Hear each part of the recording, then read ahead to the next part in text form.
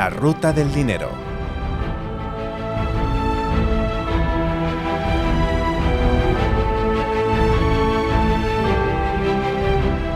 Fernando Luque, muy buenas. Hola, buenas tardes, Joaquín. Pues segundo capítulo que hacemos en plena guerra de Irán. Y vamos a contextualizar el momento en el que estamos grabando el podcast. Ayer mismo recibíamos la noticia de que Estados Unidos, Trump, admite que está en negociaciones con Irán. En realidad, Irán de momento también lo ha desmentido. Y sobre todo pasamos un Rubicón muy importante porque yo creo que todos en el mundo estábamos vigilando un nivel que eran los 6.500 puntos del Standard & Poor's 500.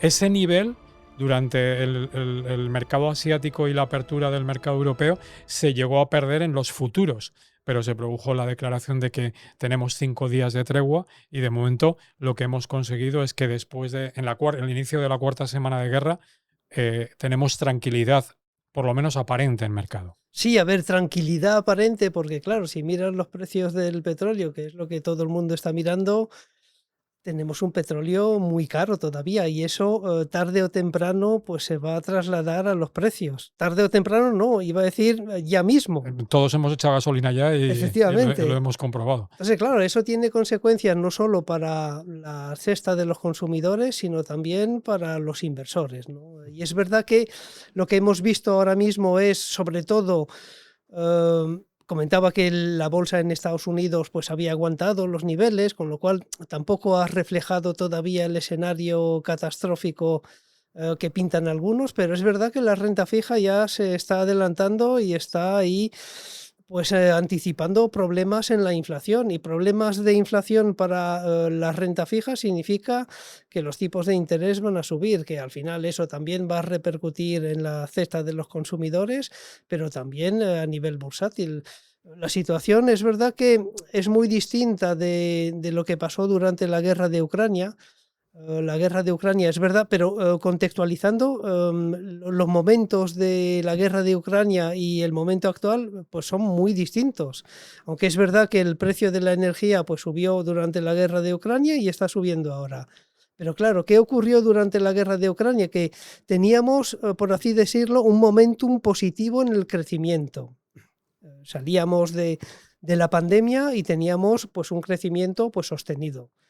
Ahora mismo tenemos un momentum negativo en el crecimiento, es decir, ya lo hemos visto en los datos de crecimiento de la economía americana, la economía se está desacelerando y hay un riesgo ahí, pues para mí casi más pernicioso que lo que vimos durante la guerra de Ucrania, porque es verdad que tuvimos un shock energético durante la guerra de Ucrania, pero rápidamente pues nos dimos cuenta que Rusia pues de todas formas iba a vender su petróleo y de hecho sigue vendiéndonos a Europa su gas natural. Esto es muy distinto y esto se parece mucho pues al primer shock petrolero de un shock de oferta. Y ahí, claro, las consecuencias fueron dramáticas para la inflación.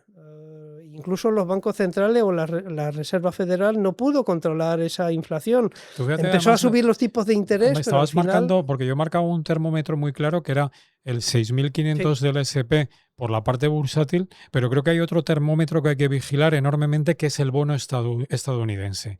Y ya lo he hablado con varios gestores y analistas y empiezan a marcar claramente que si superamos el nivel del 4,5 en el contexto actual, nos estaría dando claramente una indicación que ese aumento de la inflación nos estaría llevando a una desaceleración muy fuerte o una recesión. Claro, y ese es el gran peligro, ¿no? El peligro incluso de lo que llamamos estanflación, es decir, inflación con un decrecimiento económico que podría llegar a la recesión. Es verdad que de momento no estamos en ese escenario. Estamos con una inflación que posiblemente y probablemente va a subir, eso pues lo tenemos todos claro. Y es verdad que, bueno, si sube la inflación, pues es difícil que el crecimiento económico se mantenga, con lo cual para mí la situación es casi peor que durante la crisis de Ucrania, porque ahí, pues repito, teníamos noticias positivas en cuanto al crecimiento, había un shock energético muy potente, muy localizado, mientras que ahora es prácticamente pues a nivel mundial, aunque esté localizado ahí en el estrecho de Hormuz. a nivel de consecuencias, pues prácticamente todos los países están sufriendo esta crisis. Bueno, lo más evidente es, pues incluso Estados Unidos, aunque Trump diga que pues para ellos el petróleo no pasa por el estrecho, pero sí que los consumidores americanos están viendo Bueno, yo los creo que además, efectos. Fernando, una de las cosas que hemos visto precisamente en las últimas 24 horas es que Estados Unidos, el señor Trump, sí que ha recibido algunos mensajes importantes de que tiene que empezar a contener la situación. Y yo creo que uno importante ha debido venir de Arabia Saudí cuando han empezado a ver con preocupación la reacción que podía tener iraní de atacar todas las desaladoras Claro. de los países emiratíes. Claro, y ojo que según la Agencia Internacional de la Energía, hay 40 instalaciones en el Golfo Pérsico que han sufrido pues un deterioro grave o por lo menos importante. Mira, ayer mismo estábamos con Tubacex, que como todo el mundo sabemos, tienen fábrica en yodio, pero también tienen instalaciones en la zona y con una inversión potentísima. Y nos reconocían abiertamente que la fábrica de yodio está trabajando más del Bien, 100% en este momento, porque está produciendo tubos a mansalva para recuperar toda la producción gasística, las instalaciones gasísticas que se han roto. sí, Y se hablaba aproximadamente de un 30% de las infraestructuras gasísticas. sí, Y que eso va a tardar, porque claro, están mandando contenedores, pero los contenedores no pueden llegar a la zona. claro, ya. Es decir, hay un problema de recuperación de las infraestructuras, aunque se arregle inmediatamente, que va a repercutir en inflación en los próximos meses por todas partes. Claro, y eso me recuerda también que hay, bueno, hay algún ETF que está especializado en lo que llamamos el midstream del mundo petrolero, porque hay que, para la gente que no sea, digamos, demasiado especialista en temas energéticos, hay, especialmente para el petróleo, como tres segmentos, ¿no? Lo que es la exploración, el upstream, luego hay lo que es la propia distribución, el downstream, que por ejemplo, pues Repsol pues hace tanto, explora, pero también tiene gasolineras. Y luego hay un segmento ahí, digamos, intermedio, que es el del transporte, que es muy importante y más con, digamos, con el deterioro de algunas instalaciones petrolíferas en el Golfo, que es pues toda esa tubería, como mencionabas, de Tubasex, que evidentemente se van a aprovechar ahí de toda esa reconstrucción necesaria y Toda la obligatoria. parte de ingeniería, las técnicas reunidas, las IPEM, Sí, compañías de este tipo que van a tener muy mal año seguramente, pero que van a mejorar seguramente sus niveles de márgenes en los próximos años porque va a haber una necesidad de inversión potentísima. claro. Pero bueno, volvemos al tema de la inflación, que es lo que Y, preocupa. y esa es la parte, yo creo, porque además en bolsa hemos vivido una tensión. Desde luego no hemos visto todavía ni una sola jornada de pánico. Quizá a lo mejor la de ayer martes pudo tener algo Sí, de, porque claro, entre el mínimo y el máximo o sea, el mercado empezó muy bajista, pero con las palabras de Estados Unidos hablando de una tregua y de estos 5, entre el mínimo y el máximo, los mercados se recuperan más de un 5%. Quizá pudo empezar a haber algo de pánico en bolsa, pero realmente donde ha habido auténtica preocupación es en la renta fija y claro. en los fondos de renta fija. Hemos visto fondos muy buenos de renta fija con gestión activa que iban bien en el año y que se han puesto ya en negativo, precisamente por el comportamiento que estamos viendo del tensionamiento de todos los bonos. Claro, porque ahí iba a decir que nadie se ha salvado. Bueno, sí, hay segmentos que se han salvado y los De veremos. eso vamos a hablar en Sí, nuestro viaje de pero es hoy. verdad que digamos, el impacto negativo ha sido pues prácticamente en toda la curva. Han caído los bonos o los fondos de bonos a corto, a medio y a largo plazo. Ha habido un desplazamiento de la curva hacia arriba y claro, hay que recordar que cuando suben los tipos de interés, pues el valor de los fondos que invierten en bonos Provoca cae. pérdidas. Estaba hablando Claro, antes del nivel del 4,5, que del bono americano que no ha llegado. Es que el bono americano lo hemos llegado a ver perder el 4% hace nada. Y ahora lo tenemos en el 4,30 y. sí, ¿Sabes? sí. Entonces, claro, me vas a preguntar, pero bueno, ¿cuál es ese segmento un poco inmune a todo lo que está pasando? Pues los monetarios. Es verdad que no hemos hablado, yo creo que nunca, Las letras del tesoro. las famosas Es que las letras. letras del tesoro las habíamos sacado de la cartelería del mercado de inversión porque no ofrecían casi ni un 2%, y ahora las tenemos ofreciendo otra vez otro 2,5% de rentabilidad, Claro, con seguridad. y además es el vehículo que se aprovecha de las subidas de tipos. No hay otros segmentos dentro de la renta fija que tiene pues esa ventaja de, pues, de poder subir su valor liquidativo cuando suben los tipos de interés.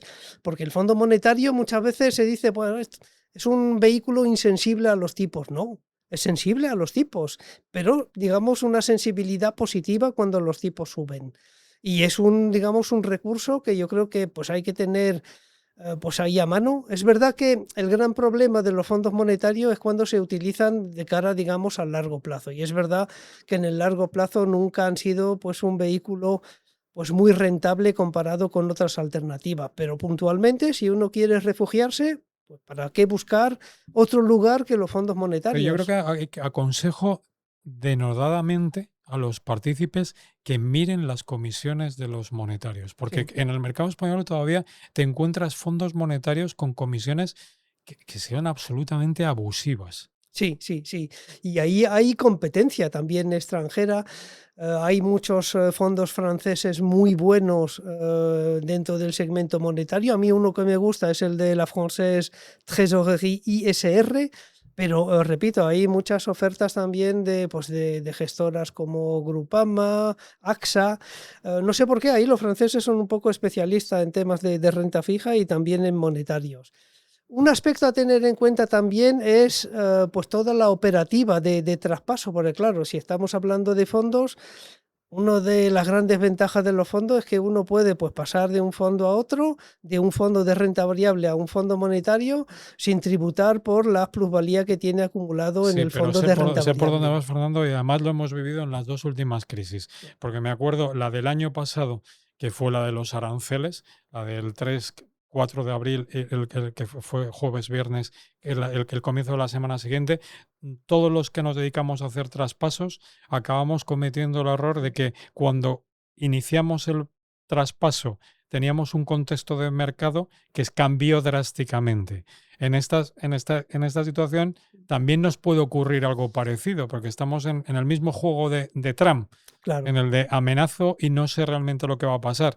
Y tú sabes cuándo se inicia el proceso de salida, de doy la orden de traspaso, pero hasta que llega al fondo de llegada de aterrizaje, Sí. se Y es, produce. claro, y especialmente para fondos extranjeros. Es verdad que si tú estás en una entidad española y tienes un fondo español de esa misma entidad y pasas al monetario de esa misma entidad, vale, pues es relativamente rápido el movimiento. Pero si tú pasas, por ejemplo, de un fondo de renta variable a este que he mencionado de la Française, claro, generalmente pasas de una gestora extranjera a otra gestora extranjera. Y eso, lleva su tiempo. Tampoco entiendo por qué tiene que tardar tanto, pero a mí Es incluso que en me ha el, en el- en pasado. el mundo del blockchain, a Ya, mí es una de las cosas que me claro, sorprende que estemos trabajando con D más no sé cuántos días. claro. Y a mí también me pasó con un fondo monetario que quise traspasar una parte del fondo monetario. Y el distribuidor me dijo que no, que tenía que o traspasarlo todo o no traspasarlo. Entonces ahí tampoco lo entiendo, pero son, digamos, aspectos técnicos o de características operativas que hay que tener en cuenta antes de realizar el movimiento. Es decir, esto no es, pues me refugio en liquidez hoy y mañana vuelvo a la renta variable. Ujú. No, hay que dejarle un espacio de tiempo porque pues así es la operativa de los Bueno, traspasos. pero vamos a centrar un poco a nuestros oyentes. Eh, la expectativa un poco que nos puede generar ese monetario en euros, lógicamente, en este momento es muy superior a la que teníamos hace meses. O sea, decir, porque seguramente se ha incrementado en más de medio punto la rentabilidad, la expectativa de rentabilidad. Estaríamos hablando de ese 2 y pico, que Sí, es con comisiones normalizadas nos debe generar más de un 2% de expectativa de rentabilidad, sí, sin ningún riesgo. sí, leía en tu periódico que el Euribor estaba ya Casi casi en el al 3, 3%. rozando el 3%. Claro, contando que si la situación se mantiene durante meses, ¿qué rentabilidad podría yo obtener con un monetario? Pues, a ver, el monetario no tiene la duración del Euribor a 12 meses, ¿no? Pero si coges el Euribor a coge 3, 6 meses y ahí le tienes que quitar lo que es pues el coste del fondo, ¿no? Es más o menos lo que te podría dar de rentabilidad de cara pues, a los próximos 12 meses. Pero bueno, hay variaciones, como decías, hay fondos, digamos, caros, fondos baratos, como en cualquier otra categoría tanto de renta fija como de renta variable. Lo que pasa es que, aunque hayamos subido la expectativa de rentabilidad, también hay que reconocer que como la inflación que vamos a tener es más alta, va a ser difícil cubrir el coste de la vida con estos monetarios. Claro, luego ya he leído que hay expectativas de subidas de tipos por parte del BCE. Ya no sé si son 2 o 3 Es o si que lo confundo con el Banco de no, Inglaterra. hemos vivido una locura absoluta. Ayer mismo, martes, llegamos a vivir que el forward de Bloomberg, que es lo que miramos un poco todos para saber cuánto van a subir los tipos, llegó en algún momento a estar en 4 subidas, 100 puntos básicos, y acabó el día en 50 puntos básicos. De todas formas, yo quiero recordar el efecto del trichetazo. Es decir, que es muy difícil ver una subida de tipos a las puertas de una posible recesión. Sí. Y si esto lamentablemente avanza, que la guerra no se soluciona, estaremos hablando de un efecto de ¿hay que reactivar la economía o hay que subir tipos porque se nos descontrola la inflación? Y el efecto de Trichet antes de subiendo tipos antes de la crisis del verano, antes de la crisis de Lehman, en Europa nos sojuzga mucho, ¿eh? Sí, a ver, en el anterior podcast yo dije que esperaba que la Fed bajase tipos. No lo hizo, mantuvo los tipos de interés, que es un poco pues la ortodoxia monetaria, pero yo creo que sí, que hay que bajar tipos de interés. De hecho, rememorando pues el primer choque petrolero, ahí el presidente de la Fed subió los tipos de interés. No quiso subirlo demasiado, porque claro, pues también saben que pues subirlos demasiado, pues ahí te cargas el crecimiento económico. Pues bien, al final ni consiguió controlar la inflación con subidas realmente pobres, y se cargó el crecimiento. Entonces estuvimos ahí en periodo de esta inflación que realmente es lo peor para el inversor. Porque claro, en un entorno de subida de la inflación lo vivimos en el 2022. ¿Qué ocurrió? Que prácticamente cayó todo, pues salvo los monetarios. Cayeron los fondos de renta variable, cayeron quizás aún más los fondos de renta fija de medio largo plazo, y se salvaron los monetarios. Fernando, y si damos un paso con algo más de riesgo que los monetarios puros y queremos meter algo más de duración, pero sin llegar al año. Sí, ahí hay una categoría que nosotros llamamos de ultra corto plazo, pero bueno, también hay que decir que los fondos de ultra corto plazo, estos sí son sensibles a los tipos de interés, en el sentido de que si suben los tipos a corto plazo, pues lo van a ver, digamos, en su valor liquidativo. Por ejemplo, para darte una cifra, la rentabilidad un mes de la categoría de los fondos de ultra corto plazo es negativa, de menos 0,12%. Pero dentro de esa categoría de ultra corto plazo hay un tipo de fondos que yo creo que son muy interesantes para la situación actual, que son los fondos de renta fija de bonos flotantes. Entonces, ¿qué significa esto de bonos flotantes? Son bonos donde, digamos, un bono normal te paga un cupón fijo. Pues no, invierte en bonos que pagan un cupón flotante, un cupón variable que va a variar pues en función de pues un determinado diferencial, por ejemplo, sobre el Euribor. Si sube el Euribor, pues sube el cupón de estos bonos flotantes. Y hay un producto que a mí me gusta mucho, tampoco hay demasiado producto dentro de este segmento de la renta fija de ultra corto plazo, que es el de Deutsche Bank, que es el DWS Floating Rate Notes. Fondo hiperutilizado, sí, hiperconocido. es muy conocido. Además tiene 2 categorías porque tiene la de reparto, Sí. la de retribución y la de Efectivamente, la normal. Sí. Pues bien, decía que la categoría pues había caído un 0,12% a un mes, pues esta ha subido un 0,04%. No es mucho, pero por lo menos es positivo.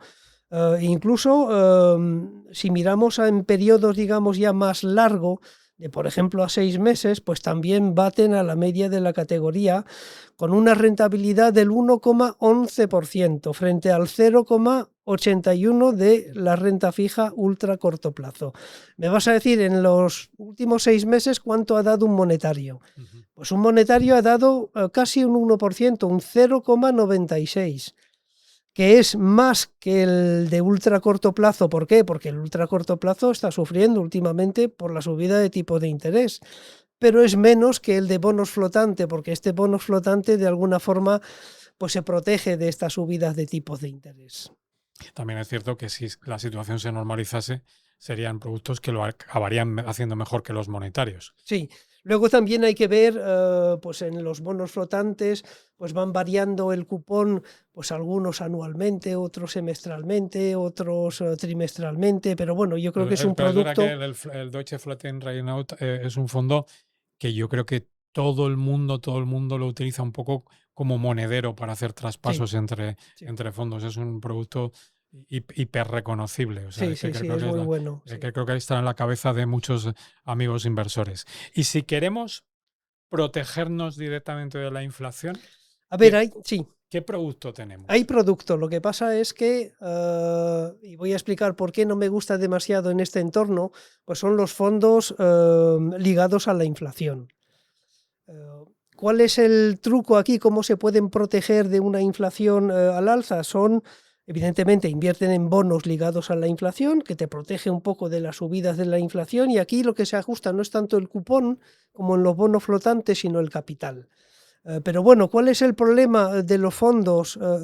Perdón, de los fondos de bonos ligados a la inflación es la duración. ¿Por qué? Porque la mayoría de los bonos ligados a la inflación son bonos que emiten los estados, pues el estado francés, el alemán, yo creo que el español también, no estoy seguro de si España emite bonos ligados a la inflación, pero en todo caso son bonos soberanos, pero con una duración relativamente alta, ¿no? Por ejemplo, un fondo muy característico de esta categoría es el Amundi Euro Inflation Bond, Ujú. que tiene una duración de 8 años. La Es, duración es es altísima. muy alta. Es La duración, un fondo que ha tenido que sufrir mucho. claro, la, Eh. la- la duración, para que la gente nos entienda, pues es una medida que, digamos, mide la sensibilidad del fondo o del bono pues a las subidas o las bajadas de tipos de En un interés. entorno de baja de tipos es claramente beneficioso. En un entorno como el que estamos hablando en Europa, que estamos hablando, lo que comentábamos antes, más de subida de tipos, es un peligro porque se come la rentabilidad. Claro, este, por ejemplo, en el último mes ha perdido un 1,3%. O sea, decir, es mucho, sí, es mucho comparado con Para los un inversor en monetarios. renta fija es una barbaridad. Yo os Sí, digo que cuando tú eres inversor de renta fija y te dicen que en un mes has perdido un 1,3, es como decir que en bolsa has perdido mucho más de un 10%. sí. Pero este lo he hecho mejor que la categoría de renta fija diversificada, porque bueno, este tiene por lo menos, iba a decir, digamos, un colchón de seguridad que es el bono ligado a la inflación, ¿no? Y las expectativas de inflación pues están subiendo, evidentemente. La renta fija diversificada pues ha perdido un 2,3%, más del doble que el fondo de bonos ligados a la inflación. Yo creo que no es quizás el producto ideal para el entorno actual, salvo, y ahí he encontrado, digamos, no sé si es la perla de los fondos de inversión, pero hay algunos fondos, no hay mucho, hay muy pocos, Ligados a inflación con baja duración. efectivamente, este es global, pero está hedgeado a euros. Iba a decir global, a lo mejor incluso si no lo hedgea a euros, ahí te puedes aprovechar de pues lo que ha sido el refugio en estos últimos El días, que es dólar, lo el único que ha dólar. funcionado, porque Sí, hemos tenido con la mayor liquidez que hay en el mundo, los activos naturales de refugio no han valido. No ha valido el oro, ya, no ha valido la deuda, y lo que ha valido esencialmente es lo que no estaba funcionando, que era el dólar. El dólar efectivamente. lo estábamos mandando a 1,25 y se nos ha ido, ha llegado a perder el Sí, 1,15. sí, sí, sí. O sea, Pues bien, terrible. bueno, voy a citar la clase que está cubierta a euros para aquellos que no quieran asumir el riesgo dólar, porque bueno, hay un riesgo en el dólar. Es un fondo de AXA, es el Global Inflation Short Duration Bonds, con la clase el euro H, que indica que la clase está hedgeada a euro. Me vas a preguntar, ¿y qué rentabilidad ha obtenido en el último mes? Pues ha subido un 0,12%, que no está nada mal en el entorno en el que nos encontramos. Fernando, para cerrar, porque de momento el impacto que hemos visto en inflación es leve, pero ya hemos visto que el Banco Central Europeo en su última revisión del cuadro macro lo que ha hecho es recortar el crecimiento y subir la inflación. ¿Qué, ¿qué esperas? O sea, es decir, ¿qué crees que va a pasar con la inflación un poco para, para, para por lo menos en tu cuaderno de bitácora que tienes en la cabeza? Yo creo que la inflación va a subir. No sé hasta dónde, pero es muy difícil controlar una inflación, salvo si empiezas a subir tipos de interés. Pero si sube tipos de interés, como decía, pues te carga el crecimiento y las economías occidentales, tanto la americana como la europea, no están para subidas de tipos de interés, porque claro, tienes que recordar, por ejemplo, que el déficit americano te obliga ahí a refinanciar ese déficit a unos tipos muy altos, con lo cual estamos un poco atrapados en ese ciclo de subidas de tipos de interés, de más pago de intereses, y es un ciclo pernicioso. Pero veo que vamos hacia, digamos, una inflación mayor y por lo tanto pues uno tiene que pues, intentar protegerse de ese efecto. Yo evitaría por el momento lo que son los fondos de renta fija de medio y largo plazo. Yo creo que no se van a comportar bien en este escenario y ir pues hacia productos de Pero protección. no tenemos que pensar en un año tan negativo como fue el 22, donde vimos la hecatombe para la renta fija. Salvo si tenemos pues decrecimiento económico que llega al final a la recesión. Y ahí pues es un poco volver al escenario del 2022 o incluso peor, ¿no? Porque en el 2022 no llegamos a tener una recesión, con lo cual digamos, estamos en un entorno muy complicado, ¿no? Que va a depender también de cuánto dura esta crisis de energía. No parece que vaya a ser fácil una negociación entre Estados Unidos, Israel e Irán. Y de momento el que tiene la sartén por el mango es Irán. Y ahí hay que reconocerlo, que pues el estrecho no está ni cerrado ni abierto, sino que está pues abierto en función de los buques o de los petroleros que quiera que Irán pues pase por el estrecho. Con lo cual la situación es muy complicada. Yo creo que hemos visto o hemos salvado, iba a decir, una bola de set, por no decir una bola de partido, con el hecho de que pues al final la bolsa americana ha rebotado donde todo el mundo esperaba que rebotase, pero estamos en una situación yo creo que compleja y yo no asumiría demasiado riesgo en este entorno. Habrá momentos para asumir riesgo, pero la gran ventaja del inversor particular sobre el gestor o sobre un fondo de inversión, y tú lo sabes bien porque gestionas un fondo de renta variable, Asesoro. o asesora, perdón, Está o la CNMV asesora, detrás. pero bueno, es como si lo gestionaras, Joaquín. Quiero decir que el gestor pues sabe perfectamente que bueno, no puede estar 100% en liquidez ni 50% en liquidez, tiene que tener pues, parte de su cartera invertida.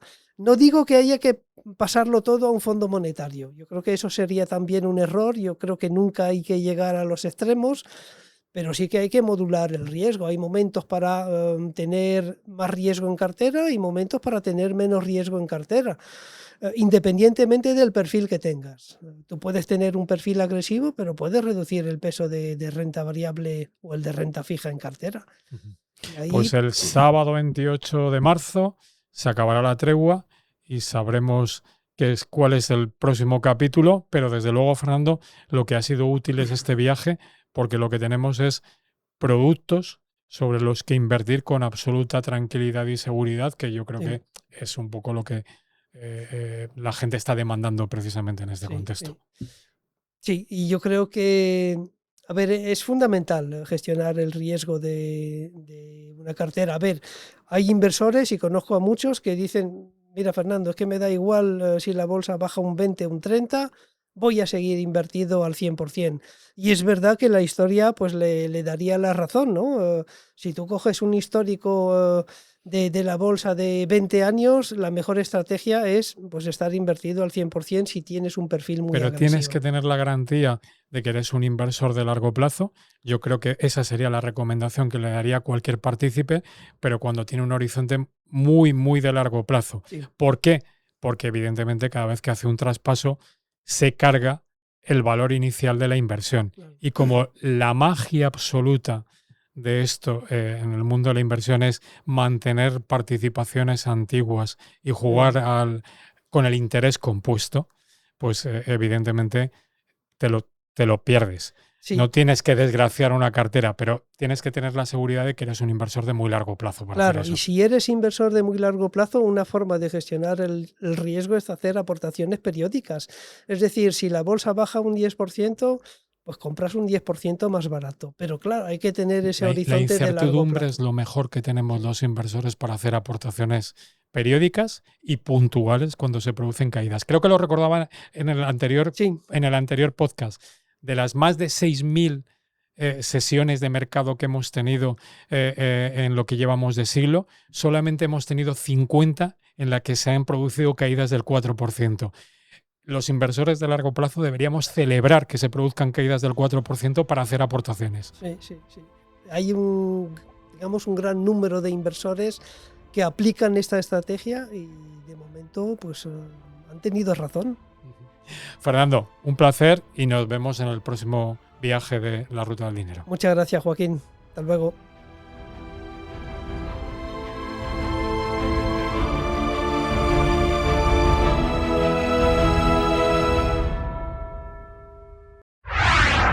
El Economista Podcast.